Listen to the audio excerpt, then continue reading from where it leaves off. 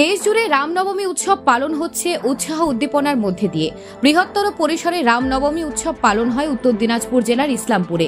এদিন অগন্তি রাম ভক্তদের উপস্থিতিতে রামলালার ট্যাবলো সহকারে বর্ণাঢ্য শোভাযাত্রা ইসলামপুর শহর পরিক্রমা করে এই শোভাযাত্রার নেতৃত্বে ছিলেন রায়গঞ্জের সাংসদ কার্তিক চন্দ্র পাল।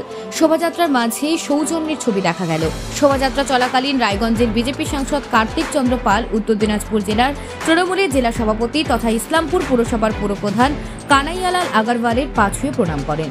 এ বিষয়ে রায়গঞ্জের বিজেপি সাংসদ কার্তিক চন্দ্র পাল জানান, আমাদের ঈশ্বরপুরে রামনবমী ঐতিহ্যবাহী রামনবমী গতবার ভোট ছিল, তবুও আমি আমাদের এখানকার বিধায়ক করিম সাহেব, এখানকার দীর্ঘদিনের চেয়ারম্যান কানাইবাবু তারা ছিলেন, আমার সাথে পূর্ব পরিচয় ছিল, আমি তাদের কাছে প্রণাম করলাম, রামনবমী উপলক্ষে প্রণাম করলাম।